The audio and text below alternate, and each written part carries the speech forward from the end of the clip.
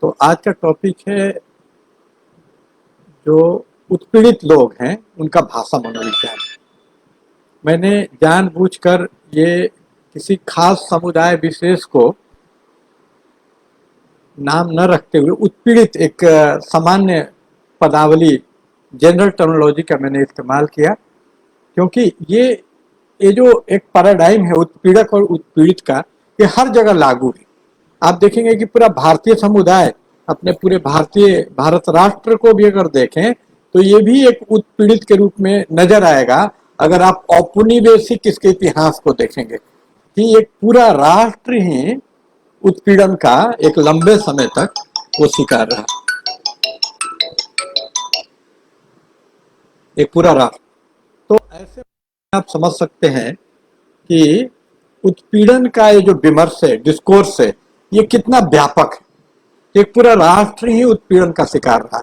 इसी तरह जो हाशिए का समाज जिसे हम कहते हैं, स्त्रियां हों, दलित हों, पिछड़े वर्ग के लोग हों, सामाजिक न्याय की बात हो, या जो अश्वेत लोग हैं, तो आप देखेंगे ये तमाम जो श्रेणियां हैं, सारी श्रेणियां उत्पीड़न के इस विमर्श के दायरे में आती हैं। और इस उत्पीड़न पे काफी विचार हुआ है। मार्क्सवादी दृष्टिकोण से विचार हुआ है, लोकतांत्रिक उदारवादी दृष्टिकोण से विचार हुआ है, जिसको लिबरल ये कहते हैं। लेकिन एक इसमें सबसे दिक्कत की बात यह है कि इसके मनोविज्ञान में एक जो उत्पीड़ित जो एक मनोविज्ञान का शिकार होता है और उस मनोविज्ञान से उसके भाषा पर जो प्रभाव पड़ता है, उसकी भाषा सीमित हो जाती है, संकेतमयी हो जाती है, वो खुल के नहीं बोल पाता। तो इस पर बहुत कम काम हुआ है, इसीलिए मैंने इस टॉपिक को, इस शीर्षक को आज चुना। इसकी मतलब जरूरत इसीलिए मैंने महसूस की। तो सबसे पहले हम लोग जानने की कोशिश करेंगे कि ये जो शीर्षक है कि साइकोसिमियोटिक्स ऑफ द ऑप्रेस्ड, उत्पीड़ित का भाषा मनोविज्ञान, कि ये भाषाई, तो इसमें उत्पीड़ित कौन है, उत्पीड़न का क्या मतलब है। अक्सर उत्पीड़न का बड़ा सामान्य और गलत अर्थ ले लिया जाता है। उत्पीड़न मतलब जैसे कि आप एक रणधारी सिंह दिनकर की किताब है रश्मि रथी, वो कर्ण के बारे में, एक चरित्र है कर्ण महाभारत का, उसके बारे में, तो वहां उसको उत्पीड़ित दिखाया गया है कि वो उत्पीड़ित है। जो उत्पीड़न की आप जब गहराई में जाएंगे तो वो उत्पीड़ित की परिभाषा में नहीं आएगा, क्योंकि उत्पीड़न की परिभाषा मेरे अनुसार ये है कि उत्पीड़ित वो है जो व्यक्ति सिर्फ सर्वाइवल के लिए, सिर्फ अपने वजूद के लिए संघर्ष कर रहा है। उसको क्या, न वो हारा हुआ है न वो जीता हुआ है। आप बहुत से ऐसे आप देखेंगे, पश्चिमी चिंतक हैं, पूर्वी चिंतक भी हैं, तो उन्होंने साफ साफ कहा कि oppressed is someone who neither succeed nor fails, जो ना फेल होता है, न पास होता है, न जीतता है, न हारता है, वो सिर्फ अस्तित्व के अपने इसके लिए लड़ रहा होता है। मतलब वो कहीं भी परिदृश्य में न वो पक्ष में होता है न विपक्ष में होता है। अगर आपको विपक्ष में भी होने की सुविधा प्राप्त है तो आप उत्पीड़ित नहीं। उत्पीड़ित वो है जो एकदम विकल्पहीन है। प्रख्यात अश्वेत चिंतक बेल हुक्स ने कहा कि ऑपरेशन, उत्पीड़न और कुछ नहीं है, it is lack of choices, विकल्प की कमी जिसके पास हो वही व्यक्ति जो है सबसे बड़ा उत्पीड़ित व्यक्ति है। जिसको कार्ल मार्क्स बोलता है सबसिस्टेंस लेवल, मतलब जिसको बस जीने भर का सुविधा उपलब्ध हो वही ऑपरेस्ट है। और इसी तरह से ये ऑपरेशन ऑपरेट करता है। जीने भर की सुविधा का मतलब नहीं है कि वो नंगा हो, भूखा हो। जीने भर की सुविधा फ्रीडम के अर्थों में, आजादी के अर्थों में, कि उसको इतनी ही आजादी हासिल हो जितने में वो जी सके, जितना में एक दूसरे वो सेवा अर्पित कर सके। इसलिए ऑपरेशन का, उत्पीड़ित का एक और लक्षण होता है कि उसका पूरा जीवन उसके लिए नहीं होता। अगर दार्शनिक शब्दावली में कहें, इमैनुअल कांट के शब्दों में, तो उसको इमैनुअल कांट ने दो तरह की चीजें बताई। थिंक फॉर इटसेल्फ, मतलब जो अपने लिए चीजें हैं जिनका अस्तित्व खुद के लिए, और थिंक फॉर अदर्स, जिसका अस्तित्व दूसरे के लिए, मतलब पूरा वो वजूद में ही इसलिए है कि दूसरे सुखी रह सके। तो ये उत्पीड़ित जो व्यक्ति है, उस व्यक्ति का भाषा मनोविज्ञान क्या हो, ये आज का हमारा विषय है। तो आप ये समझ चुके होंगे कि उत्पीड़न क्या है। एकदम आप हाशिए पर, जीवन के अंतिम छोर पर ढकेल दिए जाएं, जहां सिर्फ आपको न्यूनतम आजादी हो कि आप जी सके, क्योंकि उतनी आजादी देनी मजबूरी है। इसको मैं एक दृष्टि से समझाने की कोशिश करूंगा कि जब कोई किसी का शोषण करता है, उत्पीड़न करता है, तो ये एक डायलेक्टिकल सिचुएशन होता है। हम लोग सोचते हैं कि शोषण एब्सोल्यूट टर्म में होता है, एब्सोल्यूट टर्म में नहीं होता है। जैसे कि कोयल कौवे की शोषण करती है, एक जीव वैज्ञानिक बायोलॉजिकल फेनोमेनन है कि कोयल के बच्चों को कौवा पालता है। कोयल क्या करती है कि अपने अंडे को वो जाके कौवे के घोंसले में रख देती है और वो उसको पालता है। तो अगर कोयल पूरा उसका शोषण करे एब्सोल्यूट टर्म में, यानी कि कौवे का अपने ही बच्चा सिर्फ पलवाए और कौवे को बच्चे को, खुद के बच्चे को ना पालने दे, उसको तोड़ दे, वो उसके अंडे को तोड़ के नष्ट करके फेंक देती है।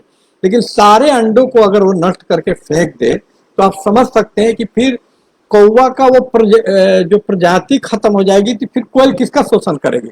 इसलिए शोषक से शोषक आदमी, उत्पीड़क आदमी भी ये ख्याल रखता है कि इतनी सुविधा दी जाए कि वो जो आदमी उत्पीड़ित है वो फिर से उसका सेवा कर सके, वो बच्चे पैदा कर सके, वो रिप्रोड्यूस कर सके अपने अस्तित्व को, ताकि निरंतर सेवा के लिए, उत्पीड़न के लिए एक आदमी उपलब्ध हो।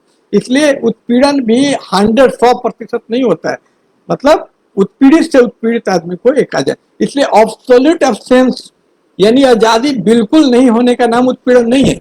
उत्पीड़ित आदमी को भी थोड़ी आजादी, लेकिन उतनी ही आजादी उपलब्ध होती है। जैसे स्त्रियां हैं, दलित, उनको भी आजादी है, इतनी आजादी कि वो रिप्रोड्यूस कर सकें और उनकी सेवा कर सकें। तो मैं अपने बात को जो राष्ट्रीय स्तर पर रखना पसंद करूंगा, क्योंकि आज पूरा साइंस, सीमियोटिक्स बोलते हैं, साइंस ऑफ साइंस, संकेत के विज्ञान को ही सीमियोटिक्स नाम दिया गया। और इसका विकास एक सबने बाबा का नाम सुना है, बाबा अंबेडकर के गुरु थे जॉन डेवे। तो जॉन डेवे जो थे व्यवहारवादी दर्शन के प्रणेता थे, तो उन्हीं के एक दोस्त थे पियर्से।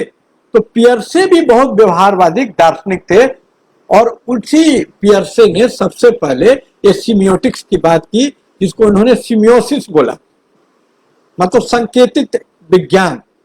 कोई संकेत, साइन कैसे, मतलब लैंग्वेज से भी आगे बढ़ के किसी भी साइन, जैसे हमारा राष्ट्र है तो उसका एक साइन है, अशोक चिन्ह, एक चिन्ह है, आप देखेंगे। तो वो चिन्ह का विज्ञान, चिन्ह कैसे काम करता है, आदमी के मानसिकता पे, मनोविज्ञान पे, उसके समाज शास्त्र पे, उसके अस्तित्व पर कैसे असर पड़ता है, सबसे पहले पियर्से नामक दार्शनिक ने उसका अध्ययन किया। और उसी को बाद में बाकी लोगों ने, जूलिया क्रिस्टेवा, रोला बार्थ या विगेतास्की करके एक सब बहुत बड़ा शिक्षा शास्त्री भी था, उसने इसको और विकसित किया और एक फुल फ्लेज विज्ञान के रूप में विकसित हुआ। तो हम लोग देखेंगे कि एक सबसे बड़ा जो सिंबल है उत्पीड़न का, मेरे हिसाब से राष्ट्र, कॉलोनी है। मतलब कॉलोनी एक मॉडल हो सकता है। अगर आप उत्पीड़न को समझना चाहते हैं तो जो कॉलोनियल उपनिवेशिक शोषण होता है वो एक मॉडल का, एक आदर्श का, प्रतिरूप का काम कर सकता है। तो कॉलोनी का भी हम डिफिनीशन जानेंगे कि कॉलोनी क्या है।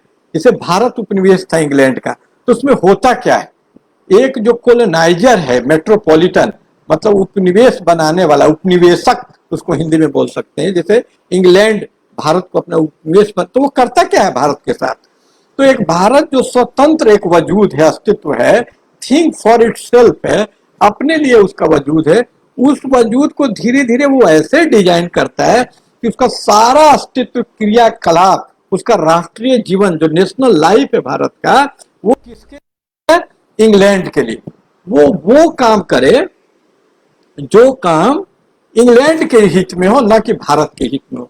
तो कॉलोनी एक ऐसी इंटिटी, एक ऐसा अस्तित्व होता है, कॉलोनी एक ऐसी इंटिटी होती है एक ऐसा वजूद, ऐसा चीज होता है कॉलोनी, जिसका पूरा वजूद एक दूसरे आदमी के हित के अनुकूल पूरा डिजाइन होता है, उसी के अनुसार उसका पूरा मोल्ड ढांचे में वो ढालता है कॉलोनाइजर।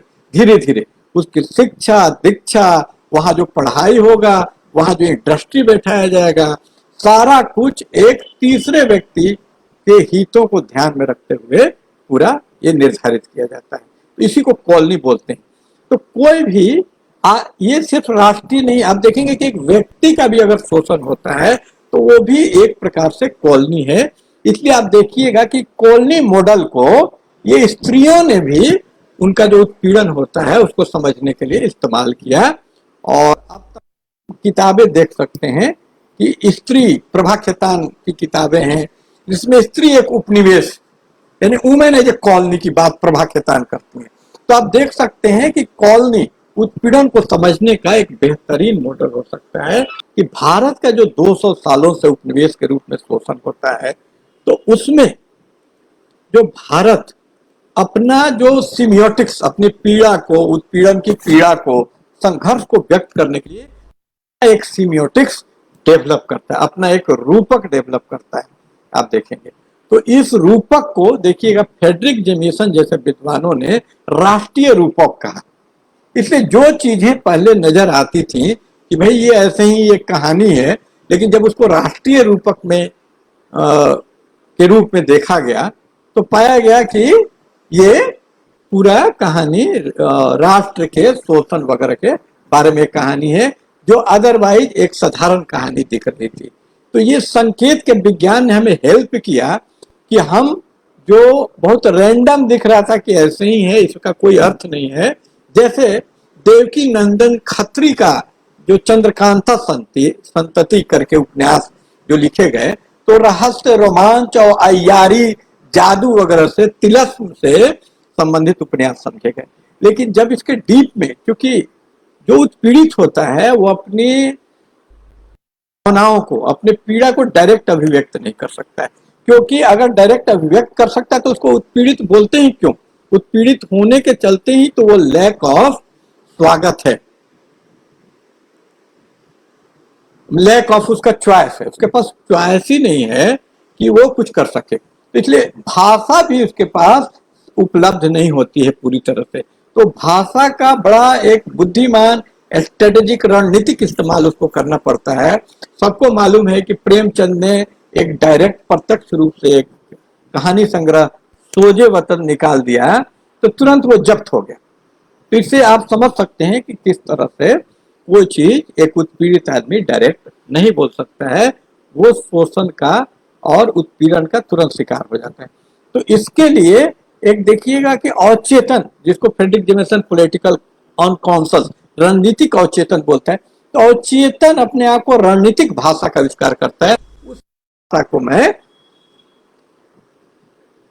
साइकोसेमेटिक्स ऑफ ऑपरेशन करता हूं। उत्पीड़ितों का भाषा मनोविज्ञान यही है कि वो अपनी भाषा को, अपनी पीड़ा को एक प्रकारांतर से वो व्यक्त करता है, वो डायरेक्टली प्रत्यक्ष रूप से उसको व्यक्त नहीं कर पाता है।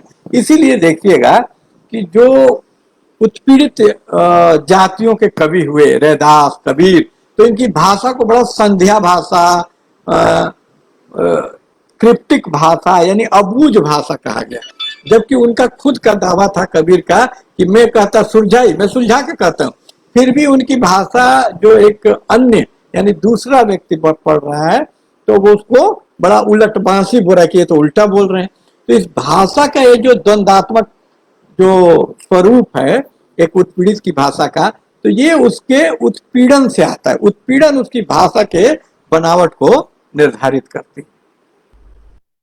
इसी कारण से उत्पीड़ित राष्ट्र की भी भाषा वो संकेतिक। तो हम लोग बात कर रहे थे चंद्रकांता संतति में, तो वहां देखिएगा कि जो उसमें बाइनरी खड़ा किया गया है, जो लड़ाइयां हैं, तो वो लड़ाई आप देखिएगा एक राष्ट्रीय रूपक है। हम लोग देखते हैं कि एक सवाल उठाया जाता है कि इन उपन्यासों में तत्कालीन जीवन से कटे हुए क्यों हैं? ये कटे हुए नहीं है, इनके अंदर वो जीवन है, लेकिन अवचेतन स्तर पे उस साहित्यिक कृति का भी एक अवचेतन में है। तो उसको आर्कियोलॉजी करने की जरूरत है, खुदाई करने की जरूरत है। जब उस टेक्स्ट को आप खुदाई करेंगे तो आप देखेंगे कि उस टेक्स्ट के अंदर भी अपने समय या समकाल की या राष्ट्रीय आंदोलन की अनुगिंजे उपलब्ध हैं, मौजूद हैं। तो इसी को जूलिया क्रिस्टेवा इंटरटेक्चुअलिटी बोलती है कि टेक्स्ट जो है इंडिपेंडेंट आइसोलेटेड नहीं है कि आसमान में खड़ा है, वो अपने समय से और बाकी दूसरे टेक्स्ट के रिलेशन में वो अपने अर्थ को देता है। वो अकेला इंडिपेंडेंट अपने अर्थ को नहीं प्रदान कर सकता है। कोई सिग्निफाई कुछ भी, एक साइन का निर्माण, एक संकेत का निर्माण, वो दूसरे संकेतों के रिलेशन में, जिसको स्ट्रक्चरलिज्म वालों ने, शास्त्री वगैरह ने सबसे पहले इस बात को उठाया, उसी को वो विकसित करती हैं और बताती हैं कि ये पूरा जो साइन या सिमियोटिक संकेत का विज्ञान है वो डायलेक्टिकल है। डायलेक्टिक्स मतलब इंटरकनेक्टेड है, एक दूसरे से संबंधित है। तो उसको दूसरे जो टेक्स्ट मौजूद थे उसके संदर्भ में समझा जा सकता है। इसलिए जब चंद्रकांता संतति में देखेंगे तो वहां चंद्रकांता की संतति और कोई नहीं है, ये भारत की तत्कालीन उत्पीड़ित जनता है। अगर आप गहराई से इसको खुदाई करेंगे, उसके इंटरटेक्चुअलिटी के एस्पेक्ट से उसको जब देखेंगे, इसी तरह श्यामा स्वप्न को भी नामवर सिंह नामक एक आलोचक ने इसी तरह से एक राष्ट्रीय रूपक के रूप में देखा।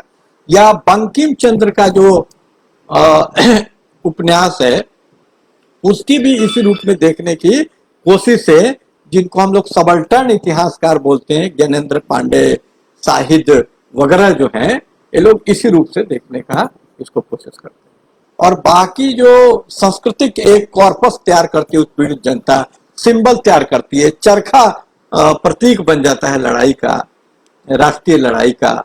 या हाल में आप देखेंगे ऊना में गाय की पूंछ प्रतीक बन गई दलितों की लड़ाई की। किस तरह से अपना एक अपने संकेतों का वो निर्माण करता है। तो इसमें जो भाषा, उत्पीड़ित की भाषा है, इसको हम लोगों ने समझने की इसलिए कोशिश नहीं की कि कई लोगों ने ये मान लिया कि उत्पीड़ित बोल ही नहीं सकता है, मौन है। अहिल्या की तरह से वो उसका व्यक्तित्व है कि अहिल्या की तरह वो आदमी शिला बन गया है, पत्थर। वो भी एक संकेत है, अहिल्या भी अपने हाथ में एक साइन है, एक संकेत है, उसको संकेत के रूप में ही पढ़ा जाना चाहिए। अब वो संकेत ये है कि वो बोल ही नहीं सकती। उसके साथ जो अत्याचार हुआ या जो भी उत्पीड़न को वो शिकार हुई, तो उसके बारे में वो शिला बन गई, पत्थर बन गई। वो बोल ही नहीं सकती है, उसके पास भाषा ही उपलब्ध नहीं है। यानी कि उत्पीड़न को अब्सोल्यूट मान लिया गया कि अब्सोल्यूट है, एकदम पूरी तरह निरपेक्ष, और वो कुछ कह ही नहीं सकती है। जो भी उत्पीड़ित है वो कुछ कह ही नहीं सकता है।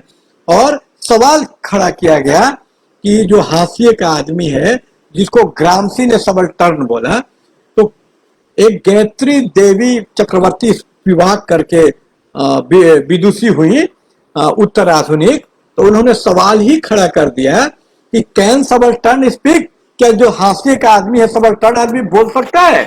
तो सवाल खड़ा करने के कारण क्या हुआ कि लोगों ने मान लिया कि ये बोल ही नहीं सकते।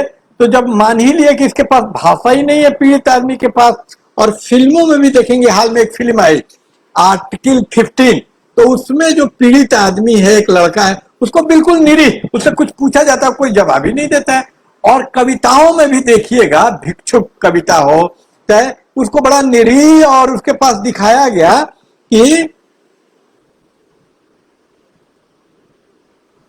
कि कोई भाषा ही नहीं, जबकि ऐसी है, उसकी भाषा है लेकिन वो उत्पीड़क ऑपरेसर की भाषा से अलग है। हम लोग बिल्कुल समझ सकते हैं कि ये जो संकेत विज्ञान कितना महत्वपूर्ण चीज है।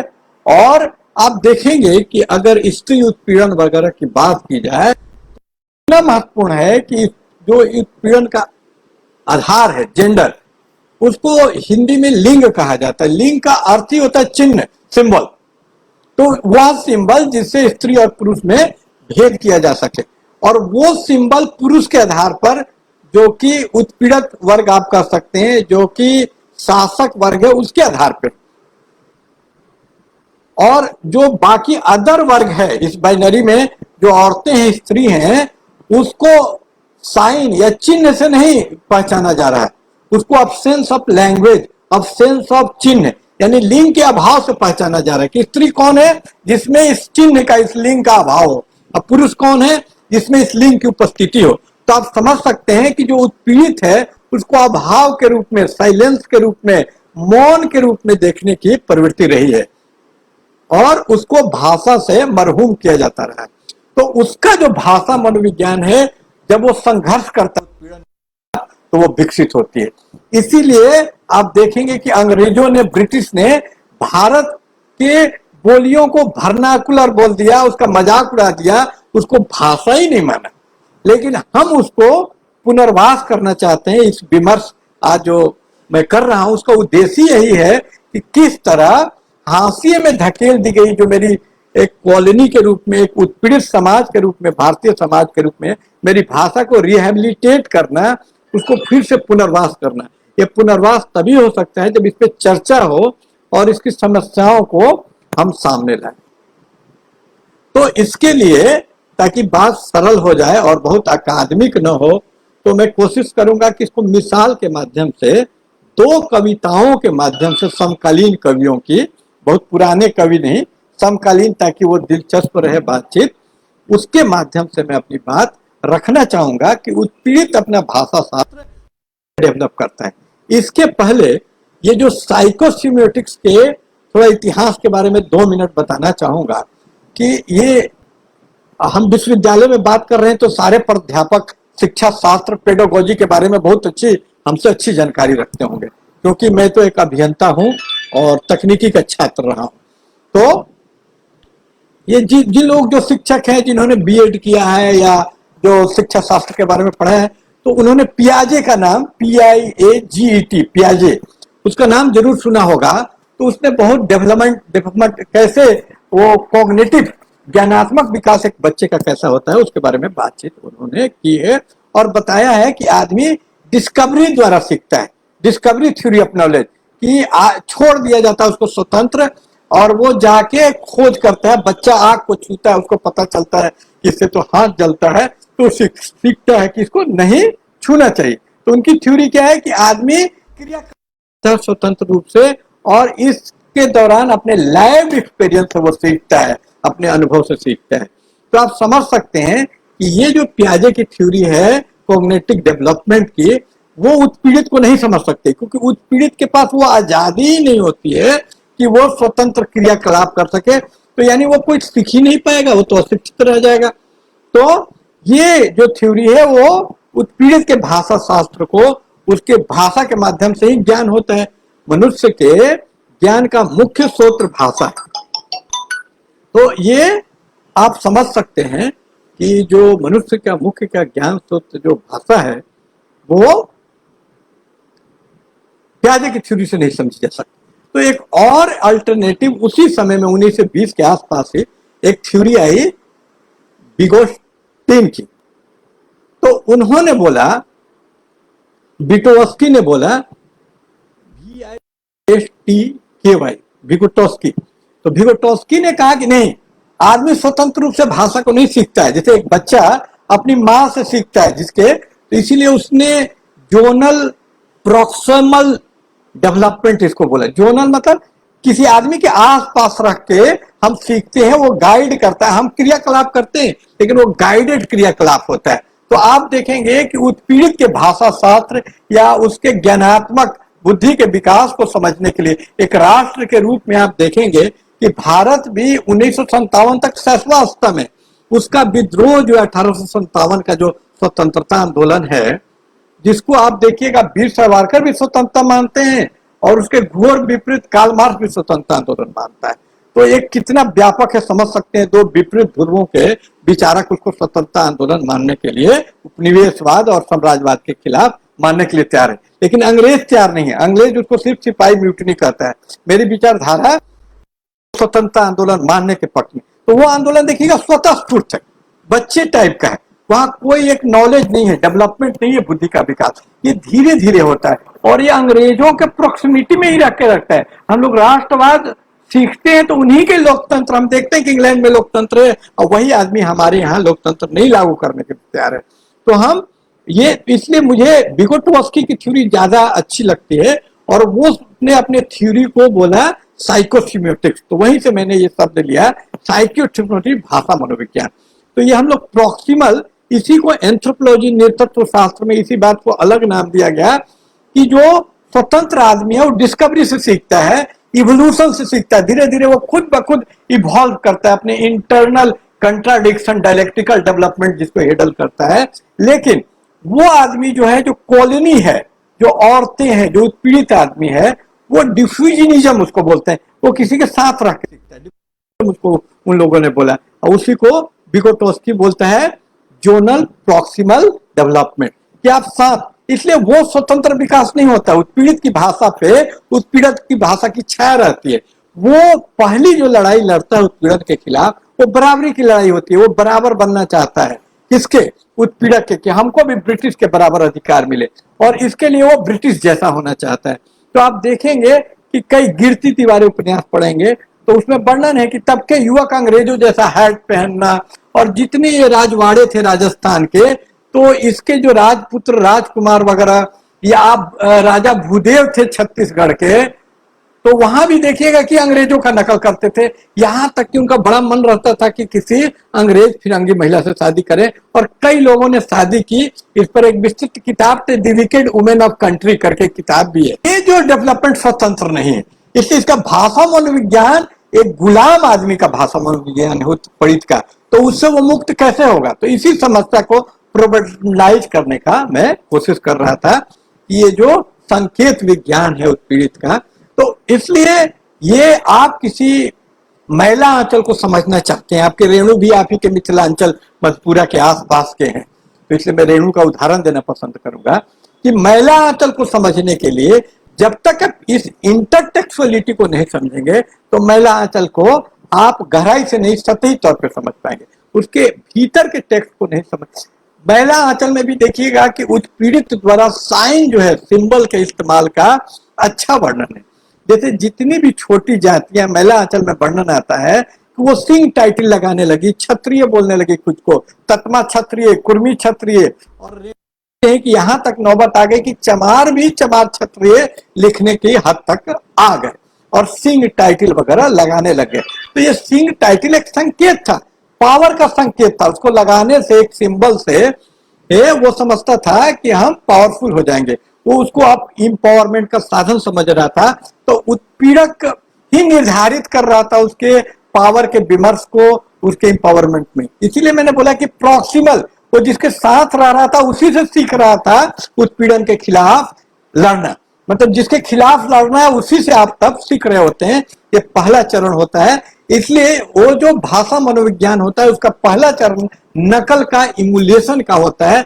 बच्चा भी देखिए नकल से सीखता है, तो उस टाइम वो चाइल्डिश होता है, प्याजों के शब्दों में वो 12 साल का बच्चा होता है जो उत्पीड़ित होता है। और उस स्टेज से बाहर वो कैसे आ सकता है, उत्पीड़न की लड़ाई को कैसे, इस पर फैनन जैसे अश्वेत लेखक ने बड़ा काम किया साइकोलॉजी पर। उन्होंने the rest man of the earth करके, यानी वो धरती के अभिशप्त मनुष्य करके जो किताब लिखी है, उसमें उसने दिखाया कि उत्पीड़ित लोगों के साथ क्या क्या समस्या है और किन संकेतों द्वारा उनको डिमोरलाइज किया जाता है, कैसे कैसे संकेत उनके लिए विकसित किए जाते हैं और प्रेशर उत्पीड़क द्वारा। तो भारतीय के लिए भी देखिए कैसे संकेत, उनको कहा गया कि कुत्ते और भारतीय ये बिल्डिंग में या कोठी में नहीं घुस सकते, तो उससे कुत्ते से तुलना करना, मतलब पूरा जानवर। तो इसीलिए फैनन ने कहा कि ये जानवर से तुलना करने की पूरी प्रवृत्ति ही, जैसे जॉर्ज ऑरवेल एनिमल फार्म लिखता है, तो जो भी आदमी देखिए कि जानवर की तुलना करे, जानवर की बात करने लग, मनुष्य के रूपक के रूप में करे, तो वो उत्पीड़क की भाषा है। उससे पहचान लीजिए कि ये उत्पीड़क ही होगा। तो सब भाषा से बहुत पहचान सामाजिक बैकग्राउंड की मिल सकती है। इसीलिए उत्पीड़क की भाषा कैसे पहचान को, अपने जिसको आइडेंटिटी पॉलिटिक्स बोलते हैं, अपने अस्मिता को कैसे, जैसे भारतीय लोगों ने अंग्रेजों के खिलाफ अपनी अस्मिता के लिए भारतीय संकेतों का उपयोग किया, चरखे का उपयोग किया, और जो पुराने जो सिंबल्स हैं, आप देखिएगा जब लड़ाई किया 1857 में, उसके बाद में भी, तो उन्होंने अपने पुराने जितने सिंबल्स हैं उसका इस्तेमाल बहुत स्मृत ढंग से किया, जिसको हम लोगों ने नहीं पढ़ा। और हम लोगों ने क्या किया कि वो जो बाहरी गेज से देखते थे, जिसकी आलोचना एडवर्ड सईद ने 1970 में ओरिएंटलिज्म प्राच्यवाद किताब लिखकर की, कि ओरिएंटल गेज एक बाहरी आदमी, जो इंडोलॉजी एशियाटिक सोसाइटी बनी, तो उत्पीड़ित को उन लोगों ने एक बाहरी गेज से अध्ययन किया, क्योंकि जैसा कि फूको बोलता है कि किसी पे शासन करने के लिए उसका अध्ययन जरूरी है, तो उसका अध्ययन इस हिसाब से किया कि कैसे उसको शासन किया जा सके। लेकिन हम लोगों को तो खुद पे शासन नहीं करना है, उसके खिलाफ लड़ना, तो हमारा पैराडाइम अलग होना चाहिए था। लेकिन अभी भी मैं देखता हूं कि जो एक पैराडाइम सेट हो रहा है उसी ओरिएंटलिस्ट स्ट्रक्चर और मॉडल के आधार पर हो रहा है, जो अभी सामाजिक समाजशास्त्र की किताबें लिखी जा रही है भारत के सामाजिक संरचना, जाति संरचना, लिंग संरचना के ऊपर, उसी मॉडल जो इंडोलॉजिस्ट प्राच्यवादी थे, विलियम जोन्स वगैरह, गियर्सन वगैरह, उसी मॉडल पे लिखी जा रही है। चाहे वो बजरंग बिहारी तिवारी हो, बद्री नारायण हो, ये तमाम लोग, या यहाँ तक कि वो प्रेम रंजन मणि हो, तो जो सबल्टर्न लोग हैं वो भी उसी मॉडल पे लिख रहे हैं, उनका भी गेज वही डिस्क्रिप्टिव और उसका लक्षण बताना है। तो एक उत्पीड़ित का अपना भाषा में स्वतंत्र भाषा मनोविज्ञान तैयार नहीं हो पा रहा है। ये कब तैयार होगा? जब हम लोग एक कैसे तैयार करेंगे, ये मैं आपको दो कविताओं जिसका मैंने वादा किया था उससे इनकार करने से, वो जो सिंबल है उनका जो नोशन है उसको इनकार करके एक वैकल्पिक संस्कृति, आज तक एक भारतीय वैकल्पिक संस्कृति बनाने में हम नाकामयाब रहे। आप कोई भी पाठ्यक्रम उठा के देख लीजिए तो पूरी तरह से उसी पश्चात हम लोग अभी भी कॉलोनी है शैक्षणिक सांस्कृतिक मामले में, कि हम लोगों को जो मेट्रोपॉलिटन ब्रिटेन के मॉडल उसी के प्रतिरूप के रूप में तैयार किया, उसके हितों को ध्यान में रखने के तैयार किया गया, उसी मॉडल को अभी भी हम लोग फॉलो कर रहे हैं। कोई भी सिलेबस पाठ्यक्रम चाहे हिंदी का ही पाठ्यक्रम में है तो उसको 80% जो साहित्य शास्त्र है वो पश्चिमी लोगों द्वारा, मेरा ही जो मैं बोलना चाहता था, तो मैंने बहुत खोज किया कि भारतीय भी कोई जो मिले संकेत विज्ञानी जिसके आधार पे मैं तो ज्यादा ज्यादा कालिदास मिले, भर्तृहरि मिले, कोई आधुनिक काल में ऐसा कोई सैद्धांतिकी एक कैनन ये नहीं मिला। और ये मैं ही नहीं, ये शिकायत निर्मला जैन करके एक आलोचक हैं वो भी करती हैं कि भाई व्यवहारिक आलोचना तो है, सैद्धांतिक आलोचना नहीं। यही नहीं, जब आप समाज शास्त्र या समाज विज्ञान भी पढ़ते हैं तो वहां भी पूरी तरह से आप देखेंगे कि भाई Pierre Bourdieu, Durkheim, Levi Strauss वगैरह को पढ़ते, तो हमारा अपना उत्पीड़ित का कोई एक पेडागोजी शिक्षा शास्त्र, समाज शास्त्र कुछ भी नहीं। हम उसी मॉडल पे और ज्यादा से ज्यादा उसको सबवर्ट करने का हम कोशिश करते हैं कि उसी में थोड़ा मॉडिफाई करके उसको अपने अनुकूल बना लेना है। जैसे हम लोग टाइपिंग करते हैं गूगल में तो सेम कीबोर्ड को थोड़ा मॉडिफाई करके मैक्रो लिख के वो हिंदी टाइप कर लेते हैं। उस तरीके से हम लोग कोई अपना मतलब एक पैराडाइम डेवलप करने में कामयाब नहीं रहे। तो ये पैराडाइम, यही मनोविज्ञान जो गुलाम वाला विज्ञान, इससे मुक्त होने की जरूरत है और ऑपरेट के मनोविज्ञान से लिबरेशन के मनोविज्ञान, मुक्ति के मनोविज्ञान की ओर प्रस्थान करने की जरूरत है कि हम लोग अब मुक्ति का मनोविज्ञान लिखें कि कैसे इस कोलोनियल, कहने के लिए तो राजनीतिक रूप से 1947 ईस्वी में हम लोग आजाद हो गए, लेकिन ये जो सांस्कृतिक वर्चस्व अभी भी कायम है। और भारत के अंदर भी देखिएगा कि जो बहुसंख्यक जनया की संस्कृति सामने नहीं है, एक छोटे से वर्ग की संस्कृति को हम लोग भारतीय संस्कृति बोल देते हैं। तो ये उसमें नॉर्थ ईस्ट का रिप्रेजेंटेशन नहीं है, उसमें बस्तर के आदिवासियों का रिप्रेजेंटेशन नहीं है। तो एक लोकतंत्र में अनरिप्रेजेंटेटिव एक विशाल समूह रह गया है। ये सुखद नहीं है, ये बहुत ही दुर्भाग्यपूर्ण है, क्योंकि कभी भी हम लोगों ने उनके संकेत विज्ञान के बारे में, उनके भाषा के बारे में बात नहीं की। सिर्फ हम लोग आर्थिक मुद्दों को अलग करें, जबकि आर्थिक मुद्दे भी सांस्कृतिक मुद्दे से नाभिनाल रूप से जुड़ा हुआ। तो मैं जो कविता है वो उसके हवाले से मैं अपनी बात को अब समझाने की कोशिश करूंगा। तो मैं दो कविताएं यहां पढ़ना चाहता हूं। पहली कविता है जूता काटता है, इसे किरण जी ने लिखा है और ये कविता है यह देखो, यह मिस्र के पिरामिड, यह बांध बिजली, पावर ग्रिड, यह नियाग्रा जलप्रपात, यह थाईलैंड का सुहाना प्रभात, यह है एफिल टावर, यह stock exchange, matter of power, यह ऑरोरा अंटार्कटिका, यह एथनिक, यह रियो डी जेनेरियो, ब्राजील। तो इस तरह से वो तमाम जो पश्चिमी विकास, जो कॉलोनियल विकास का जो प्रतीक है, रेलवे, पिरामिड, जो एक पश्चिमी जो ग्लैमर का प्रतीक है, वो कविता के पूर्वार्ध में उसका वर्णन करती हैं। उसके बाद आप देखेंगे कि वो लिखती हैं कि ये सारी चीजें उनके किसी काम की नहीं, उनके किसी काम की नहीं, क्योंकि उनका कहना है कि यह तुम्हारा बनाया हुआ जूता है, यह मुझे काटता है। ये मुझे रमेश भंगी जी, स्वागत, जय भीम। तो मैं आगे कविता पढ़ के आपको सुनाता हूं कि हम देखना चाहते हैं, अंधे नहीं हैं। मतलब ये उसकी भी अपनी भाषा है, वो कहना चाहती है कि वो अंधा नहीं है। जो ये सवित्री गायत्री देवी स्वाग वो बोल सकती है, वो देख सकती है, उसकी भी पांचों ज्ञानेंद्रियां काम कर रही हैं, वो देख रही हैं, फिर भी वो इसमें दिलचस्पी इसलिए नहीं ले रही है क्योंकि वो उसके काम की नहीं है, उसके मॉडल, उसके अनुसार वो नहीं बनाया गया है।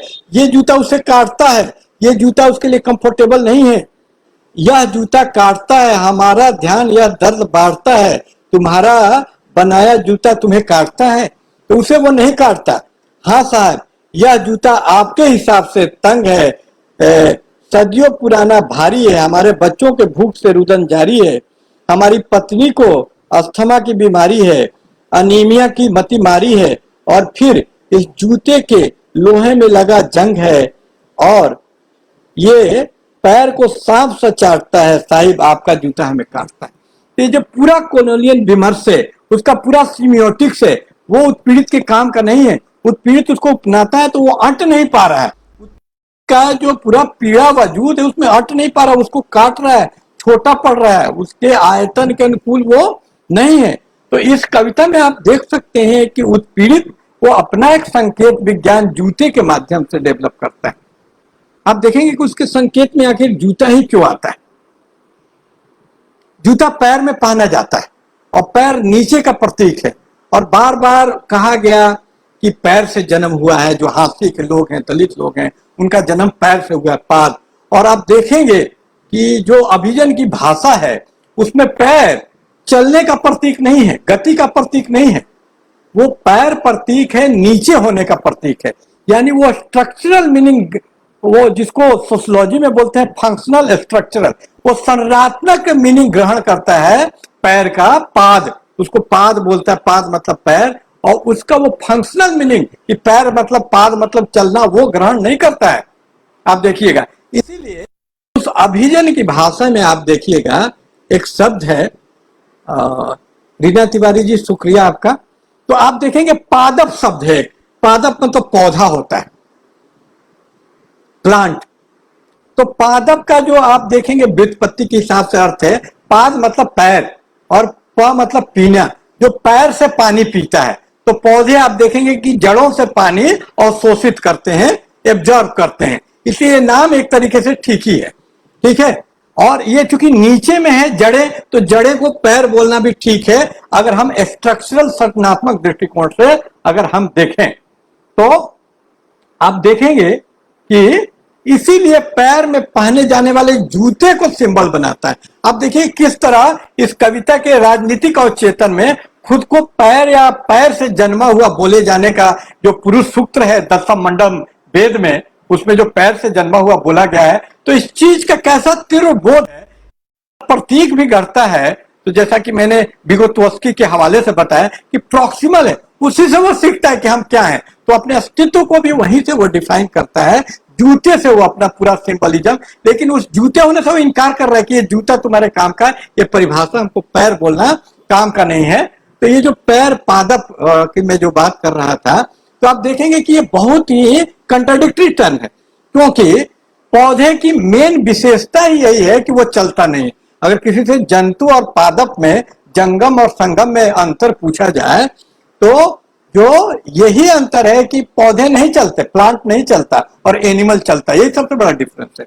और जो चलता ही नहीं है उसके पैर की कल्पना कौन कर सकता है? तो ये ऑपरेटर अभिजन वर्ग की यही विशेषता है कि उसका लैंग्वेज रियलिटी से कटा हुआ है, यथार्थ से कटा हुआ है उसका भाषा मनोविज्ञान।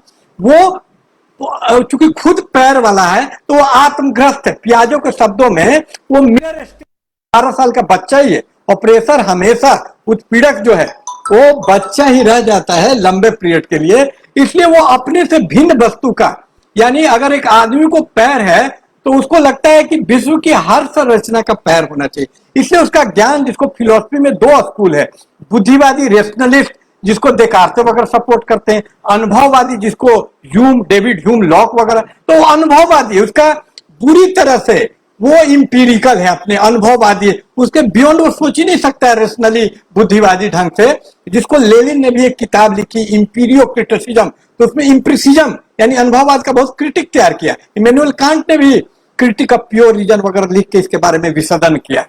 तो आप देखेंगे कि ये जो पादप शब्द बनाने वाला आदमी है, जिस भाषा का भी शब्द है, तो वो बहुत ही रियलिटी से कटा हुआ आदमी, जो चीज चल ही नहीं सकता, जिसका पैर ही नहीं है, वो उसका पैर का कल्पना कर रहा है, बल्कि उसका नाम ही उसी पैर के आधार है पादप, यानी उसके इसेंशियल गुण को ही वो नहीं देख रहा है कि पौधे का इसेंशियल गुण क्या है, उसको पादप बोल दे रहा है, पैर बोल दे रहा है, क्योंकि उसके अनुसार वो नीचे, उसके अनुसार ऊंच नीच उसकी चेतना में ऐसा बसा हुआ है कि पौधे तक में वो ऊंच नीच और उसके आधार पे उसका नामकरण कर रहा है।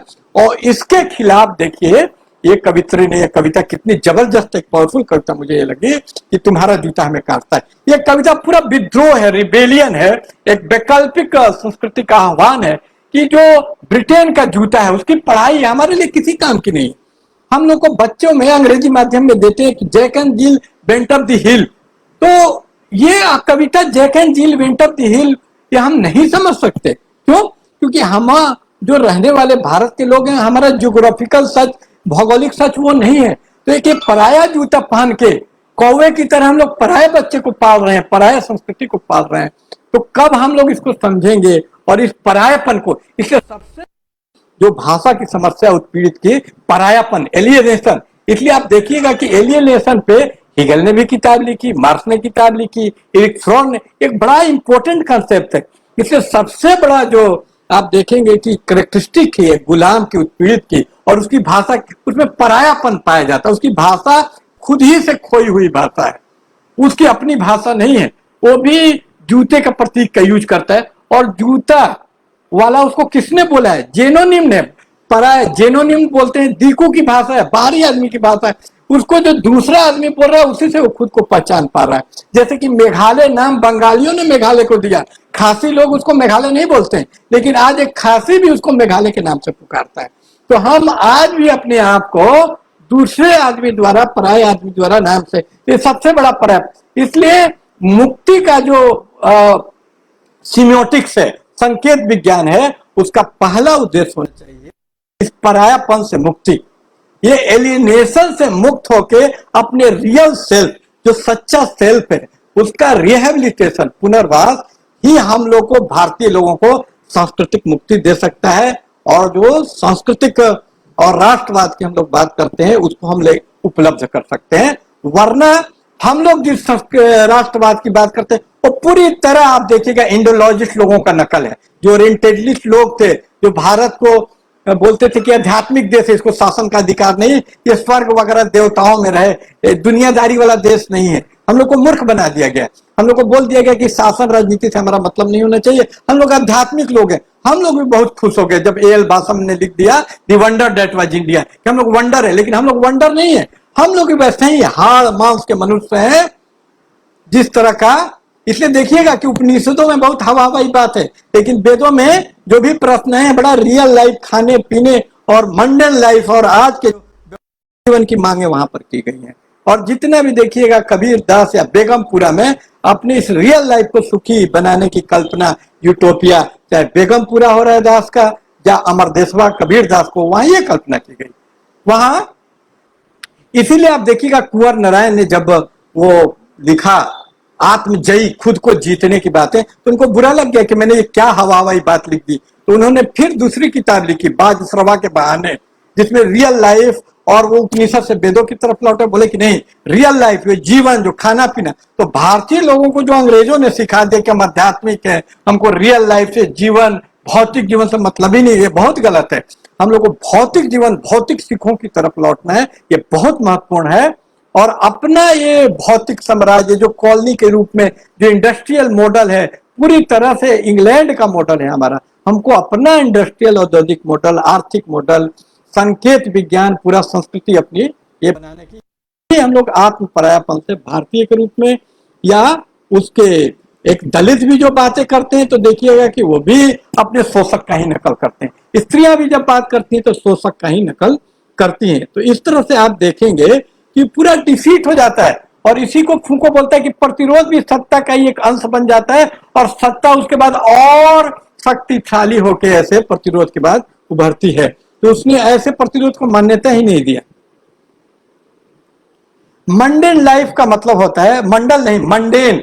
मंडेन मतलब व्यवहारिक, दैनिक जीवन जो है, जिसमें खाने की समस्या है, पीने की समस्या है, और एक सबलाइम लाइफ होता है, जिसको उर्दू में बोलते हैं कि ये दुनिया और आखिरत।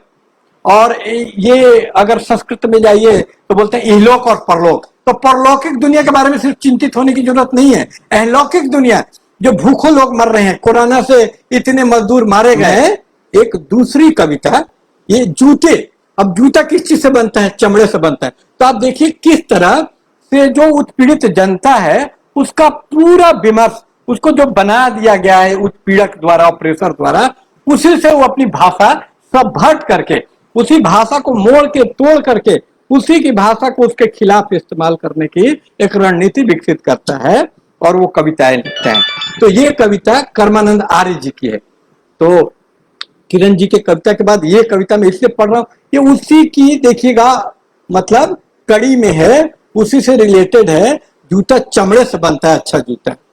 तो ये चमड़े में कि ये कविता मैं पढ़ता हूं आपके सामने, ताकि उत्पीड़ित कैसे अपना सीमियोटिक्स डेवलप करता है, उसका मनोविज्ञान क्या होता है, उसको आप बोलने के लिए तो इस मुद्दे पर एक दिन पूरा बोला जा सकता है, लेकिन इसको मैं मुख्तसर में, संक्षेप में बोलने की कोशिश कर रहा हूं। और संक्षेप में बोलने की अपनी समस्याएं होती हैं कि उससे अबूझ आप हो जाते हैं, और बहुत लंबा बोलते हैं तो बोरिंग हो जाते हैं। तो एक डायलेक्टिकल अप्रोच, एक बैलेंस, विरोधों का सामंजस्य, मैथ्यू आर्नल्ड जिसको बोलता है।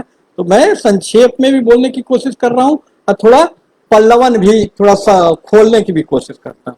तो मैं इस कविता को पढ़ रहा हूं, कर्मानंद आर्य जी ने ये कविता लिखी है।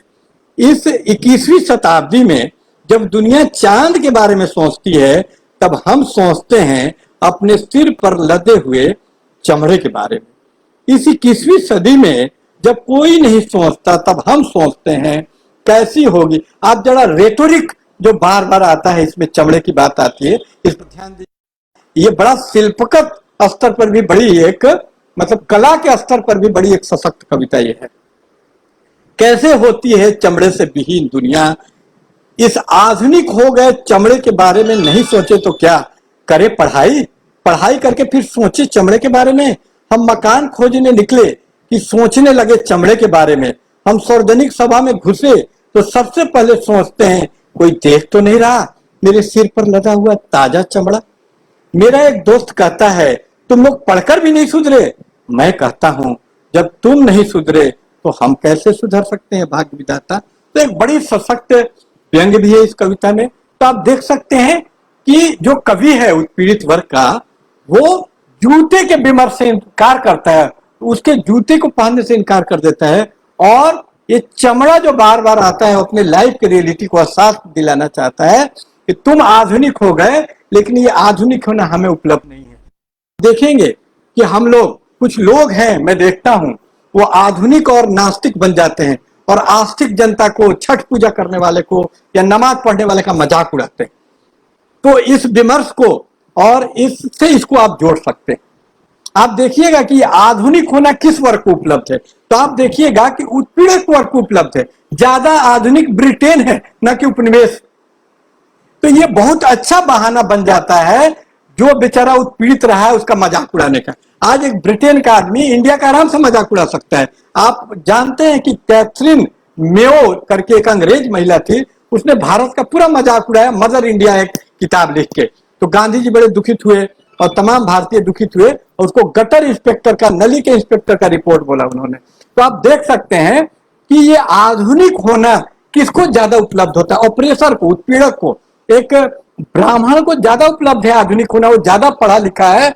अभी शिवमूर्ति जी ने भी माना कि वो बहुत शिक्षित है, मैं भी मानता हूं ज्यादा शिक्षित है, और इसलिए आधुनिक होना भी उन्हीं को ज्यादा उपलब्ध है। ज्यादा आधुनिक भी वही है। ये जो बाबा धाम में ज्यादा बहुजन लोग जाते हैं, ज्यादा आप देखिएगा तो, या भारतीय लोग देखिएगा ज्यादा अंधविश्वास में फंसे हुए हैं ब्रिटेन और विकसित देशों की अपेक्षा। तो ये आधुनिकता का जो विमर्श है, ये हमेशा भारतीय आदमी को कटघरे में खड़ा करेगा, एक ह्यूमिलिएशन के डिस्कोर्स और मानना अपमान के डिस्कोर्स से जोड़ता है। तो इसलिए जो बुद्धिवादी, नास्तिकवादी जो विमर्श खड़ा है, जो बड़ा नैतिक मापदंड लेके बाकी लोगों का मजाक उड़ाता है, इसकी आलोचना करने, उस पर पुनर्विचार करने की जरूरत है। और ये जो चमड़े वाली कविता इसी की ओर ध्यान दिलाती है कि ये जो चमड़ा एक बहुत बड़ा सीमियोटिक्स है, साइन है, प्रतीक है, एक बहुत बड़ा आर्केटाइप। अगर जूंग का नाम, मनोविज्ञानी का नाम आप लोगों ने सुना होगा, तो जूंग ने इसको आर्केटाइप बोला। आर्केटाइप मतलब एक जेनेटिक मेमोरी है जो पीढ़ियों से मेमोरी में चली आ रही है। तो ये चमड़े की जो स्मृति है, जो आर्केटाइप है, प्रतीक है। प्रतीक भी 3 स्तर का होता है, जैसा कि पियर्से के मैंने नाम लिया था, तो उन्होंने बोला 3 लेवल है, सिंबल, इंडेक्स, आइकन। तो ये आइकन लेवल, आइकॉनिक प्रतीक खड़ा करते हैं चमड़े का कर्मानंद आर्य, और वहां पर वो बताते हैं कि ये चमड़ा, जिस संस्कृति से हम सब्जेक्टेड कर दिया गया एक विशाल वर्ग, तो उस वर्ग चमड़े से मुक्त नहीं। वो जहां भी जाता है तो उसको लगता है मेरे सर पे चमड़ा लगा हुआ है, उसकी पूरा वजूद डिफाइन हो रहा है। जिसको जेपी शास्त्र बोलता है डीम टू बी फ्री, उसका एक काउंटर, एक एंटीथेसिस तैयार करते कर्मानंद कि doomed to be unfree, doomed to be slave.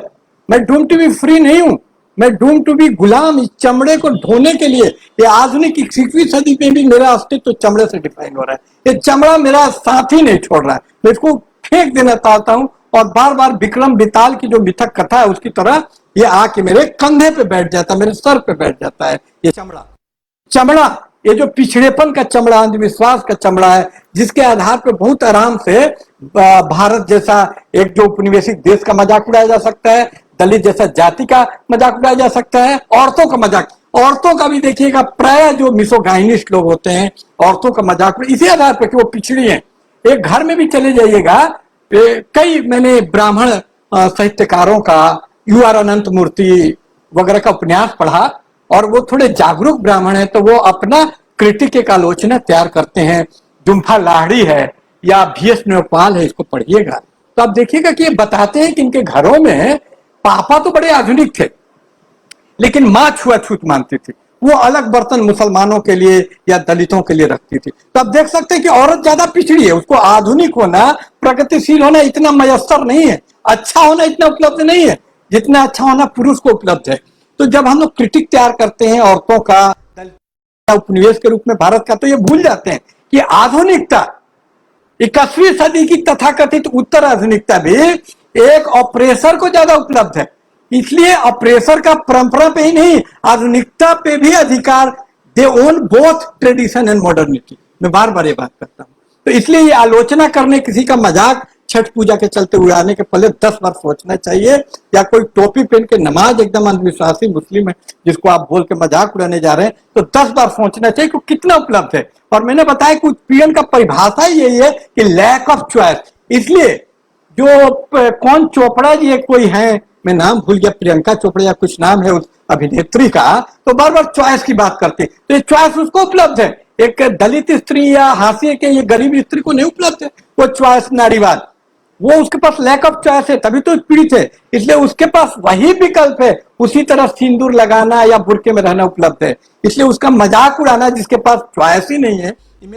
भी बोलता है कि इथिक प्रीसपोजेस दी फ्रीडम, किसी को आजादी नहीं दी है तो उसे नैतिकता की उम्मीद आप नहीं कर सकते हैं, आधुनिकता, प्रगतिशीलता की उम्मीद आप नहीं कर सकते हैं। क्योंकि आजादी मिलेगी तब तो चॉइस है कि ये चॉइस करे, ये चॉइस करे, नैतिकता चुने क्या नैतिकता चुने, उसको तो चुनने का चॉइस ही नहीं है, लैक ऑफ चॉइस है, तभी पीड़ित है।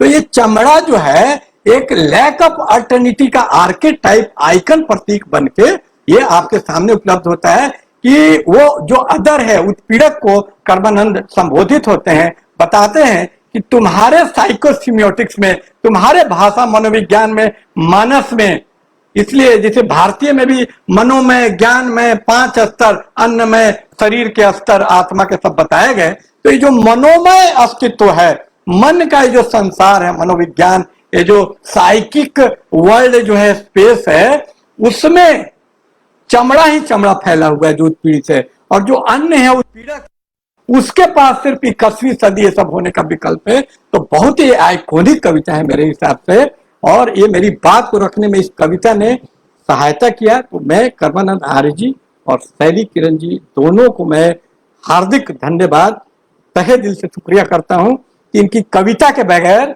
ये व्याख्या मेरी संभव नहीं थी। इससे बड़ी प्रेरणा मिली, इंस्पायर हुआ। मैं कह सकता हूं कि इनकी कविता, विगोत्वस्की ने जिसको जोनल प्रॉक्सिमल डेवलपमेंट प्रॉप कहा, टूल का, तो इसने एक प्रॉप, जैसे नाटक में प्रॉप का हम लोग इस्तेमाल करते हैं हेल्प के लिए, किसी दृश्य को क्रिएट करने के लिए, तो उसी प्रॉप और एक बहुत सहायक विमर्श के रूप में काम किया इन दोनों कविताओं में, और इन कविताओं के माध्यम से मैं अपनी बात रख सका।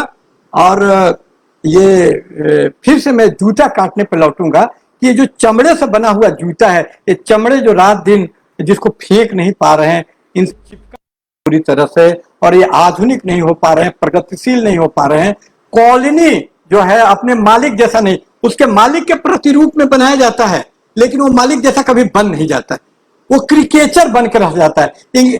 इसलिए देखिएगा, मैं अगर अंग्रेजी बोलूं, मुझे तो अंग्रेजी, मेरा उच्चारण इतना खराब है, मैं सिवान बिहार से हूँ, भोजपुरी उच्चारण है, तो मैं कोई समझ नहीं पाता मेरी बात। मैं एक बिल्ली, कल ही एक आदमी को काउगर बोल रहा था, उसको कुगर सही स्पेलिंग है। उसी तरह से मुझे विगोत्वस्की का स्पेलिंग बताना पड़ता है, पियाजो का स्पेलिंग बताना पड़ता है, तो कई लोग मेरी बात, इसलिए मेरी स्पेलिंग बहुत दुरुस्त है। मुझे किसी भी वर्ड का स्पेलिंग पूछ लीजिए, क्योंकि मैं उच्चारण नहीं कर पाता। मैं कैरिकेचर हूं, अंग्रेजी बोलते हुए अंग्रेजी का कैरिकेचर बोलता हूं। तो कॉलोनी, मेट्रोपॉलिटन उपनिवेश जो मालिक देश है, ब्रिटेन का नकल करते हुए मैं ब्रिटेन नहीं बन पाता, ब्रिटेन का क्रिकेचर बन पाता हूं, मैं आधुनिक नहीं हो पाता, मैं उसकी तरफ विकसित देश नहीं, इसलिए उसका नकल में हमारी मुक्ति नहीं है। मैं बताना चाहता हूं, पुरुष की नकल में, उसके के विमर्श में स्त्री की मुक्ति नहीं है। ब्राह्मण के बराबर होने के विमर्श में, जिसको संस्कृताइजेशन बोलता है एम एस श्रीनिवास, जिसके मैं खिलाफ हूं, ये संस्कृताइजेशन नहीं है, वर्चस्व है शासक वर्ग का, उत्पीड़क वर्ग का, तो उसके बराबरी में, उसके बराबर होने में वो आपका मुक्ति नहीं है, उसके आप बराबर हो ही नहीं सकते।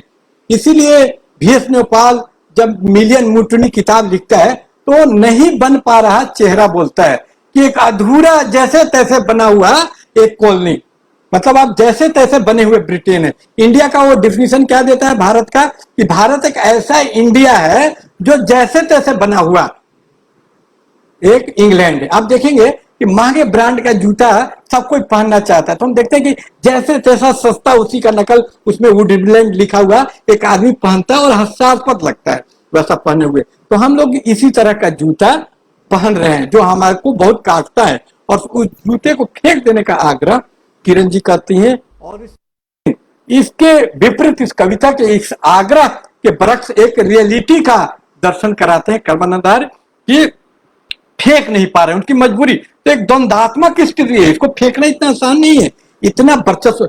मतलब मिशेल फूको तो यहां तक बोलता है कि स्थिति एक साथ असहनीय भी है और अपर्सनीय भी है, अनचेंजेबल भी है, अनबियरेबल भी है।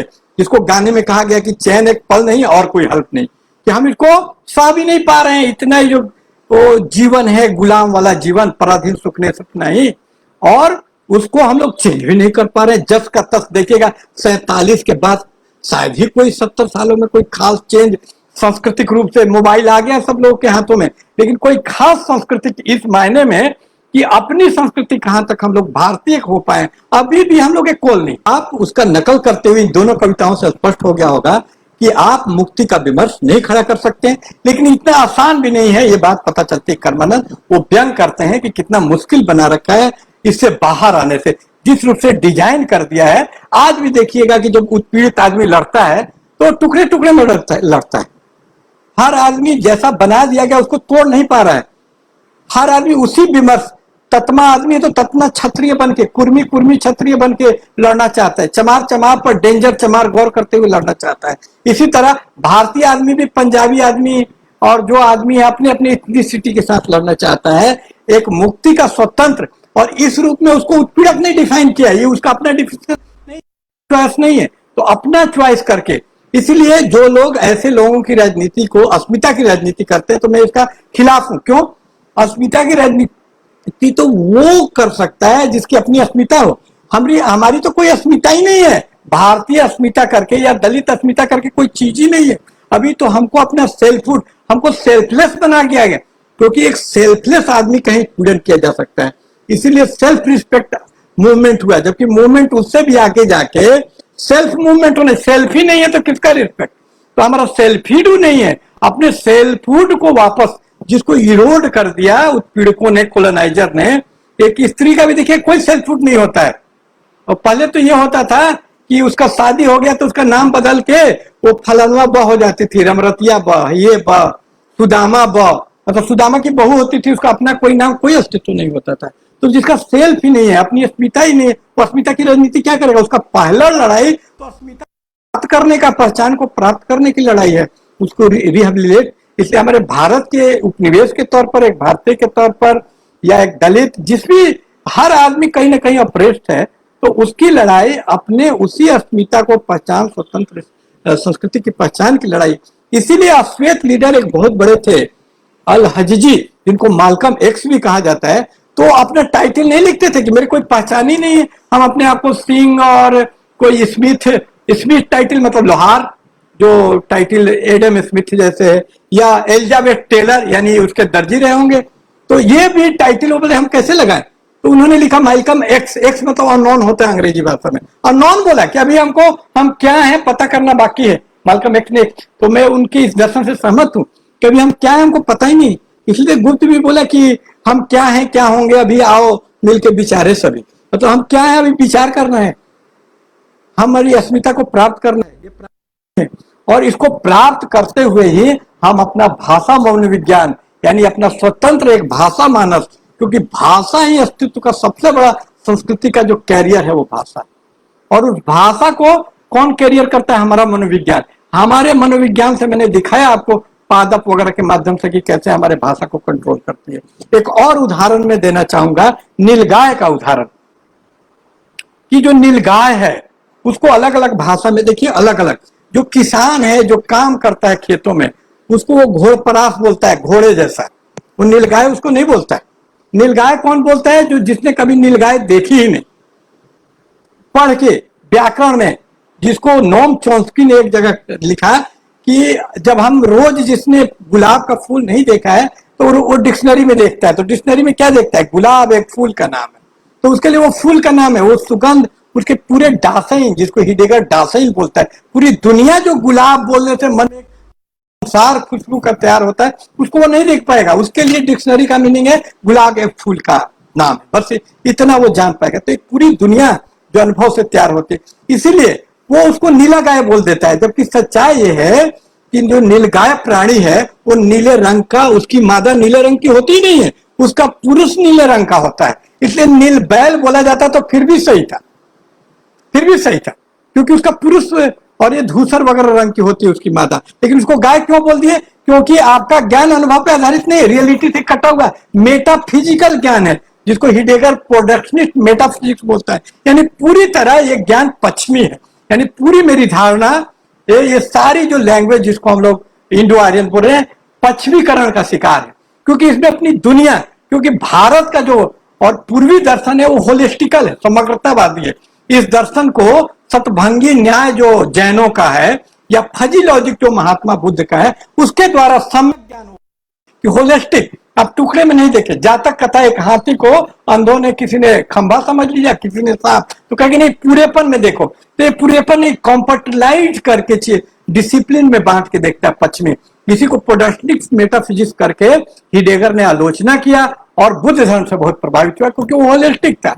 तो होलिस्टिकली नहीं देखने की वजह से आप उसको नीलगाय बोल रहे हैं। तो भाषा भी किस तरह मनोविज्ञान आपके जीवन से प्रभावित हो रहा है, साफ साफ देख रहे हैं। दूसरी बात, वो गाय का जो जीनस है, जो कार्ले लिनिये का टैक्सोनॉमी है, वर्गीकरण है, उसके हिसाब से उस गाय के श्रेणी का प्राणी ही नहीं है, वो घोड़े का श्रेणी का प्राणी है। तो एक अनपढ़ किसान ज्यादा सही नाम दे रहा है, घोड़ प्रास यानी प्रायः घोड़ा, प्रास मतलब प्रायः, तो उसके घोड़े जैसा है। और बिल्कुल अब जीव विज्ञान में पढ़ेंगे कि घोड़े के ही वो जीनस का, जीनस फाइलम फैमिली उसके प्राणी है। तो आप देख सकते हैं किस तरह से आपका वातावरण, आपके मनोविज्ञान, भाषा मनोविज्ञान, इसलिए उत्पीड़ित का मनोविज्ञान वही भाषा साइकोसिमियोटिक्स नहीं हो सकता है जो कि उत्पीड़क का। तो उसको नकल करने से कोई फायदा नहीं। इस जूते को पहनने से, कवित्री के शब्दों में कहें तो, कोई फायदा नहीं है। इस जूते को फेंक देना है और आपको अपना गढ़ना है एक जूता जिसको आप पहन सके, और अपनी टोपी भी गढ़नी है। सिर्फ जूता ही नहीं, अपने आप को पैर नहीं मानना है सम्यक्ता में, और अपने आप को सिर भी नहीं मानना है, सिर भी अपने आप को मानना। आप देखिएगा कि एक आंदोलन हुआ दलितों का, वहां पे इसको मतुआ आंदोलन बोलते हैं, जोगी आंदोलन बोलते हैं। ये जोगी योग को हम लोग समझ लेते हैं कि ये अभिजन एलिट वर्ग का आंदोलन नहीं, ये नीचे वर्ग का आंदोलन है। इसलिए देखिएगा कि गोरखनाथ वगैरह इसको जोग को लाते हैं, और तुलसीदास जी इसका विरोध करते हैं कि गोरख जगायो जोग, भक्ति भगाए लोग, कि जोग का प्रचार करके गोरखनाथ ने भक्ति मार्ग से सबको भगा दिया। तो ये जो अभिजन वर्ग था वो भक्ति मार्ग जोग के खिलाफ था। तो जोग जो डेवलप किया, तो इसका एक बन गया बंगाल में, जिसको जुगी या योगी कास्ट बोलते थे। तो इन लोगों ने सबवर्सन किया, मतलब उसी उत्पीड़क के ही भाषा में अपनी भाषा तैयार की, कि उत्पीड़क यानी ब्राह्मण वर्ग ने कहा कि हम श्रेष्ठ हैं क्योंकि हम मुंह से जन्मे हैं। तो उसने बोला कि भैया हम तुमसे भी श्रेष्ठ हैं क्योंकि हम ललाट से जन्मे हैं, मस्तक से। तो आप देख रहे हैं कि वो उसी की भाषा अपना के, लेकिन डिफिटिव साबित होता है, और वो आंदोलन सफल नहीं रहा उनसे लड़ने में, और वो आज भी वो वहां जो वर्चस्वशाली का अभियान, क्योंकि आप उसी की भाषा से लड़ रहे थे। आपको वो जो खंड खंड भाषा है उसके खिलाफ एक आपको सम्यक भाषा, कि भाई हम ना पैर है ना शरीर है, हम पूरे शरीर है, मेरा वजूद पूरा है, होलने से हमारे वकील में टुकड़ा टुकड़ा सोचना, कंपटलाइज सोचना ही पश्चिमी और शासक वर्ग की विशेषता है। इसलिए आप देखिएगा जो साइकोसेमेटिक्स है ऑपरेसर का, वो खंडित टाइप का होता है, वो चीजों को बांट के देखता है, और जो उत्पीड़ित का होता है वो सम्यक्ता में होता है। इसीलिए कहा जाता है कि जो ऑपरेस्ट है स्त्री होलिस्टिक सोचती है। हेमंत बउआ ने लिखा है द सेकंड सेक्स अपने किताब में, कि स्त्री का प्यार भी पूरा होता है और पुरुष प्यार को जिंदगी का एक हिस्सा मानता है, जबकि वो उस पूरेपन में देखते हैं। तो आप देखेंगे कि जहां भी उत्पीड़न का शिकार आदमी चीजों को वो पूरेपन में देखता है, क्योंकि वो रियलिटी से कट्टा नहीं होता है। वो नीलगाय को नीलगाय नहीं समझता है, उसको घोड़ प्रास एकदम उसके रियलिटी में, उसके जीव वैज्ञानिक साइंटिफिक रियलिटी में देख पाता है। तो उसको अपने रियलिटी को छोड़ने की जरूरत नहीं है, उसको अपने रियलिटी को मॉडिफाई करने की जरूरत है, कि उसके रियलिटी को पूरी तरह से डिजाइन कर दिया गया है कोलोनाइजर के लिए, शोषक के लिए, तो उसको तोड़ के अपने लिए बनाने की जरूरत है। और आप लोग इस चीज को समझ गए होंगे, और मुझे लगता है कि अब और बोलने की जरूरत नहीं है संकेत विज्ञान के ऊपर, और आप लोग काफी बुद्धिमान हैं, और हमारी संस्कृति ही संकेतों में जीने वाली संस्कृति रही है, इसका एक हिस्सा रहा है कम से कम। हमारे यहाँ देखिए जो पूजा किया जाता है तो उसको शिवलिंग बोलते हैं। लिंग मतलब चिन्ह, वो चिन्ह है, किसी का प्रतीक है। तो सिंबल में ये जो भारतीय लोग भी संकेत में काफी इस्तेमाल करते रहे हैं। संकेतों का तो यहाँ इतना भरमार है कि शादी में देखेंगे तो जो शादी होती है हिंदू समुदाय की, तो उसमें अक्षत का यूज किया जाता है, दूब का, ये सब संकेत है। संकेत किस चीज का? प्रजनन का। पहले शादी में जो उद्देश्य, पहले जनसंख्या एक प्रॉब्लम नहीं था, और कोई भी चीज ऐतिहासिक होता है, आज वो प्रॉब्लम बन गया, लेकिन एक समय वो प्रॉब्लम नहीं था। जितना ज्यादा आदमी ज्यादा हो उतना ही ठीक था। जब कृषि अर्थव्यवस्था थी, कहीं खेती में ज्यादा से ज्यादा लोग होते हैं, तो कोई चीज बहुत फैले, दूधो नहाओ पुतो फलो, इस टाइप का हाल था कि ज्यादा से ज्यादा बच्चे पैदा हों। तो इसलिए ये जो चीजें हैं, बांस, दूब, अक्षत यानी चावल, ये बहुत प्रोलिफिक होते हैं, मतलब तेजी से प्रजनन करते हैं, फैलते हैं, उर्वर, तो वो वधू और वर भी बहुत उर्वर हो, तो इसलिए ये सब उसमें विवाह में इस्तेमाल आज भी किया जाता है। तो आप देख सकते हैं कि एक पूरा सिमियोटिक है संस्कृति का। तो एक भारतीय आदमी को, हमको नहीं लगता कि सिमियोटिक्स को समझने में दिक्कत है, उसने ध्यान नहीं दिया इस ओर। कोई एक सिमियोटिक्स इंडिया के लोगों ने डेवलप करने का कोशिश नहीं किया, इसलिए ऐसा है, नहीं तो उसके अंदर पूरा पोटेंशियल है, बीज उसका छोटा है लेकिन वो बरगद है, अगर पल्वित होगा तो बहुत बड़ा बन सकता है। वो उसके अंदर वो लेटेंट है, छुपा हुआ है, इसलिए बहुत समझाने की जरूरत नहीं है। उसको बहुत समझाने का मतलब है कि उसकी बुद्धिमत्ता पे आप विश्वास नहीं कर रहे हैं, जबकि आपकी बुद्धिमत्ता पे मुझे पूरा विश्वास है। एक भारतीय आदमी बहुत ही, जैसा कि अमर सेन ने भी दी आर्गुमेंटेटिव इंडियन करके किताब लिखा है, बहुत तर्कशील होता है। उसके रियलिटी को पूरी तरह से डिजाइन कर दिया गया है कोलोनाइजर के लिए, शोषक के लिए, तो उसको तोड़ के अपने लिए बनाने की जरूरत है। और आप लोग इस चीज को समझ गए होंगे, और मुझे लगता है कि अब और बोलने की जरूरत नहीं है संकेत विज्ञान के ऊपर। और आप लोग काफी बुद्धिमान हैं, और हमारी संस्कृति ही संकेतों में जीने वाली संस्कृति रही है, इसका एक हिस्सा रहा है कम से कम। हमारे यहाँ देखिए जो पूजा किया जाता है तो उसको शिवलिंग बोलते हैं। लिंग मतलब चिन्ह, वो चिन्ह है, किसी का प्रतीक है। तो सिंबल में ये जो भारतीय लोग भी संकेत में काफी इस्तेमाल करते रहे हैं। संकेतों का तो यहाँ इतना भरमार है कि शादी में देखेंगे तो जो शादी होती है हिंदू समुदाय की, तो उसमें अक्षत का यूज किया जाता है, दूध का, ये सब संकेत है। संकेत किस चीज का? प्रजनन का। पहले शादी में जो उद्देश्य, पहले जनसंख्या एक प्रॉब्लम नहीं था, और कोई भी चीज ऐतिहासिक होता है, आज वो प्रॉब्लम बन गया, लेकिन एक समय वो प्रॉब्लम नहीं था। जितना ज्यादा आदमी ज्यादा हो उतना ही ठीक था। जब कृषि अर्थव्यवस्था थी, कहीं खेती में ज्यादा से ज्यादा लोग होते हैं, तो कोई चीज बहुत फैले, दूधो नहाओ पुतो फलो, इस टाइप का हाल था कि ज्यादा से ज्यादा बच्चे पैदा हों। तो इसलिए ये जो चीजें हैं, बांस, दूध, अक्षत यानी चावल, ये बहुत प्रोलिफिक होते हैं, मतलब तेजी से प्रजनन करते हैं, फैलते हैं, उर्वर, तो वो वधू और वर भी बहुत उर्वर हों, तो इसलिए ये सब उसमें विवाह में इस्तेमाल आज भी किया जाता है। तो आप देख सकते हैं कि एक पूरा सिम्योटिक है संस्कृति का। तो एक भारतीय आदमी को हमको नहीं लगता कि सिम्योटिक्स को समझने में दिक्कत है, उसने ध्यान नहीं दिया इस ओर। कोई एक सिम्योटिक्स इंडिया के लोगों ने डेवलप करने का कोशिश नहीं किया, इसलिए ऐसा है। नहीं तो उसके अंदर पूरा पोटेंशियल है, बीज उसका छोटा है लेकिन वो बरगद है, अगर पल्वित होगा तो बहुत बड़ा बन सकता है। वो उसके अंदर वो लेटेंट है, छुपा हुआ है, इसलिए बहुत समझाने की जरूरत नहीं है। उसको बहुत समझाने का मतलब है कि उसकी बुद्धिमत्ता पे आप विश्वास नहीं कर रहे हैं, जबकि आपकी बुद्धिमत्ता पे मुझे पूरा विश्वास है। एक भारतीय आदमी बहुत ही, जैसा कि अमर सेन ने भी दी आर्गुमेंटेटिव इंडियन करके किताब लिखा है, बहुत तर्कशील होता है, वो रेस्टलिस्ट होता है। हम लोग को जानबूझकर अंग्रेजों ने किताब लिख के हम लोग को अनुभववादी, यही अनुभव में सब कुछ है, पढ़ने से क्या होता है, पोथी पढ़े तो जग मुआ, मतलब एक एंटी इंटेलेक्चुअल ऐसा एक पूरा संसार खड़ा कर दिया। आप देखिएगा कि विश्व का सबसे बड़ा ज्ञान विरोधी आदमी कौन था? सुसन सोंटन करके एक विदुषी थी, वहां की विदुषी नहीं, जो अज्ञान का प्रचार करे उसको कहना चाहिए एग्नोटिस्ट, अज्ञानवादी थी वो, अमेरिका की, कि ज्ञानी लोगों का मजाक उड़ाती थी। जबकि हमारे यहाँ कबीर साहब हैं जो बोलते हैं कि हाथी चढ़िए ज्ञान की, दिए दुलीचा डाल, क्या बोलते हैं, आए ज्ञान की आंधी रे, तो ले और let the tempest of the knowledge come, आंधी आने दिया जाए, और इसी आंधी को लाने का उत्पीड़ितों की तरफ से अपना ज्ञान शास्त्र इपिस्टेमोलॉजी डेवलप करने का आह्वान के लिए ये लेक्चर मेरा था। और आप सब लोगों का बहुत बहुत शुक्रिया कि आप लोगों ने बड़ा ध्यानपूर्वक सुना मेरी बात को। और जो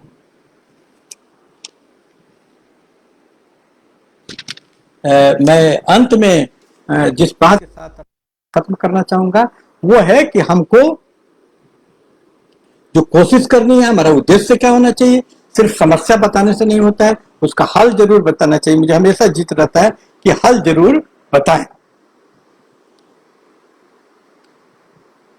कि हल क्या है। तो इसका हल है इस चीज का डीकोलोनाइजेशन। ये जो कोलोनाइज है, इसको अनउबेन अनडू करना है। जैसे कुछ गलती हो जाता है तो हम लोग कंप्यूटर में वर्ड फाइल में अनडू करते हैं, इसको अनलर्न करना, अनडू करना, अपने आप को डीट्रेन, जो ट्रेनिंग मिली है कॉर्नेलियल, तो डीट्रेन, डीकोलोनाइज करना है। इसको बहुत जार्गन में, एक जार्गन में पोस्ट कॉलोनियल जो विमर्श है, उत्तर औपनिवेशिक विमर्श में, इसको कहा जाता है रीट्रांसलेशन। ये जो ट्रांसलेट, अनुवाद कर दिया गया हम लोगों को एक छाया के रूप में। आप देखिएगा कि हमारे यहाँ कुछ भी लिखा जा रहा है, रोमांटिसिज्म भी लिखा जा रहा है, तो उसी की छायावाद है। आप देखिएगा कि पीबी शैली का छाया में वो लिख रहे हैं, अगर निराला, तो महादेवी क्रिश्चियन रोज को लिख हम लोग पूरी तरह छाया शैडो बनकर आ गए। इससे इनकार कर देना उनके जूते को पहनने से। और ये जो हम लोग का जो पूरा एक प्रोजेक्ट चलाना है रीट्रांसलेशन का, अपने आप को फिर से ट्रांसलेट करना है। जैसे कि चोगो व न्यूगी थे, वो अंग्रेजी में लिखते थे, उनको नोबेल प्राइज भी मिला, लेकिन एक दिन एहसास हुआ कि मैं पराया हूं, मैं दूसरे की जिंदगी जी रहा हूं, जिसको फैनन बोलते हैं कि white skin black mask, white mask black skin, कि हम वो नहीं है जो हैं, पूरी तरह से हम मुखौटा उड़े हुए हैं। हम हैं अश्वेत काले और गोरे का मुखौटा उड़े, हम हैं भारतीय ब्रिटेन का मुखौटा उड़े, हम हैं स्त्री पुरुष बन के जी रहे हैं, पुरुष बन के जीना पड़ रहा है। तो ये जो आत्म परायापन है उससे इनकार करना, अपने आप को रीट्रांसलेट करना। जैसे थ्योगो ने छोड़ दिया अंग्रेजी में लिखना और अपने जुलू उलू भाषा जो उनकी थी आदिवासी भाषा में लिखना शुरू कर दिया। तो हम लोगों को भी ये रीट्रांसलेट करना है, पुनर्वास करना है, पुनर्अनुवादित करना है, फिर से अपने आप का तर्जुमा री रेंडरिंग करना है। यही मेरा मकसद है। और मनोज सैनी सर बोल रहे हैं कि हमको अपना सौंदर्य शास्त्र विकसित करना होगा। तो सबसे पहले तो देखिए हमारी शब्दावली किस तरह से शासक वर्ग से ली जाती है, इसका उदाहरण मनोज सैनी सर का प्रश्न है। वो भी सौंदर्य शास्त्र इसको बोल रहे हैं, जबकि सौंदर्य शास्त्र एक उत्पीड़क ऑपरेसर वर्ग का शब्दावली। हमारा मतलब वो सुंदरता से इतना ऑब्सेस्ड है, वो सोच ही नहीं सकता है कि सुंदरता के अलावा भी दुनिया में चीजें हैं। ये जो डेली लाइफ है सिर्फ सुंदर सबलाइन, जिसके खिलाफ किरण जी की कविता थी कि पेरिस, ये जो सुंदरता के प्रतीक है, उस सुंदरता के खिलाफ वो कविता है। कर्मानंद आर्य चमड़े की बात करते हैं कि चमड़ा लादना पड़ रहा है। तो ये जो सौंदर्य शास्त्र वो उत्पीड़क लोगों का हो सकता है, कोलोनाइजर का। हमारा तो सौंदर्य शास्त्र नहीं होगा, हमारा क्या होगा, एस्थेटिक्स होगा। एस्थेटिक्स मतलब तो इंद्रिय शास्त्र, ये जो मेरी 5 ज्ञानेंद्रिय हैं और 5 कर्मेंद्रिय, 10 इंद्रिया, जिसको कबीर साहब बोलते हैं कि 10 द्वार का पिंजड़ा। ये 10 द्वार का जो पिंजड़ है, हमारा शरीर है, पूरी देह है, तो ये जो 10 द्वार है इसकी बात कीजिए। इसीलिए हम बोले ना कि एकांगी होता है शासक वर्ग, वो सिर्फ सौंदर्य की बात कर रहे हैं। इस संसार में बदसूरती भी है। जब मैला आंचल रेणु लिखते हैं तो वो क्या लिखते हैं, वो लिखते हैं कि इस उपन्यास में धूल भी है, फूल भी है, सुंदरता भी है, कुरूपता भी है। अच्छे जो सुंदर प्रेम का भी वर्णन है, तो कुरूप स्थितियां बावन दास भी उसी उपन्यास में है। जो त्रासद और गंदगी जातिवाद भी उसी उपन्यास में है, सब कुछ है। तो ये इतना सीमित कर देना अपने जीवन को सौंदर्य शास्त्र में, सिर्फ ये नाम ही बहुत प्रॉब्लमेटिक है मेरे हिसाब से। ये सौंदर्य शास्त्र नाम छोड़ के इंद्रिय शास्त्र, इंद्रिय का शास्त्र है। हमारे 5 senses, the science of the senses should be our aim. Aesthetic पश्चिम वालों में ज्यादा सही नाम दे दिया, क्योंकि ये नाम जर्मनी के एक चमार ने दिया था, तो उसने सही नाम दिया एस्थेटिक। और आपको मालूम कि अंग्रेजी भाषा जर्मेनिक ग्रुप की लैंग्वेज है, जर्मन से निकली है, तो उसके ज्यादातर शब्द वहीं से आए हैं। जैसे गार्डन शब्द गार्डन, तो इस तरह से है। तो मैं बता रहा हूं कि ये संदर्भ शास्त्र प्रॉब्लमेटिक है। तो आप खुद ही देख लिए कि हम किस तरह से शासक का अपना भाषा बनाने की जरूरत है। तो संदर्भ शास्त्र या इंद्रिय शास्त्र बनाने के पहले अपनी भाषा सेमियोटिक्स तो बनाए, तब जाके हम अपना एक, क्योंकि भाषा के भीतर ही एक अच्छी भाषा का शास्त्र बनता है। और वो अच्छी भाषा किसी चीज को कैसे व्यक्त किया जाए, कविता उविता का बात, एस्थेटिशियन की बात आती है। तो पहले तो अपना सीमियोटिक्स साइकोसेमेटिक्स गढ़ ले, तो उसके बाद हमको, मैं भी जानता हूं इसकी जरूरत है, अपना इंद्रिय शास्त्र, जो इंद्रिय कैसे काम करता है, कौन चीज है, कौन बात है जो हमारे, जिसको Judith Butler performativity of the performativity की, एक परफॉर्म करने वाली लैंग्वेज कैसे, कि हम कुछ बोले तो उसका असर पड़े और उत्पीड़कों के जीवन को बदल सके किस भाषा से। तो वैसी भाषा, एस्थेटिक अपील वाली भाषा, जो हमारे चाक्षुष, हमारे घ्राण, हमारे जिह्वा, ये जो 5 टाइप के स्वाद, ये जो हमारे सेंसेस हैं, बोध हैं, जो रूप रस गंध वगैरह जिसको 5 बोला जाता है, ये 5 को जगाने वाले, इन्भोग करने के बाद क्रोध भी जन्म। रस सिर्फ श्रृंगार नहीं है, 9 टाइप का रस है, 8 टाइप का रस है भरत मुनि के अनुसार, किसी के अनुसार 11 टाइप भी है, वो बात नहीं है। मैं ये बोलना चाहता हूं कि तरह तरह का रस है, क्रोध भी रस है, सिर्फ संदर्भ में क्यों फंसे हुए हैं। तो तरह तरह के भाव हैं, जबकि ये बहुत प्रिमिटिव अध्ययन है। भरत मुनि किस शताब्दी में हुए थे, वो भी इतना समझ गए कि कम से कम 8 तो जरूर रखो भाई। तो उसको इतना एक ही में सीमित कर देना ठीक नहीं है। इंद्रिय में तरह तरह की भावनाएं, ये पर सबसे जो अविकसित इंद्रिय है मेरे अनुसार वो घ्राण है, सूंघना, और सबसे विकसित आंख है, चाक्षुष, पेंटिंग। इसलिए पेंटिंग जल्दी नहीं समझ में आती है, म्यूजिक फिर भी समझ में आ जाता है। म्यूजिक मैथमेटिक्स जैसा है, एम, और पेंटिंग फिजिक्स जैसा है, पीपी। फिजिक्स नहीं समझ में आता, समझ में आता, थोड़ा आसान है, आप देखिएगा।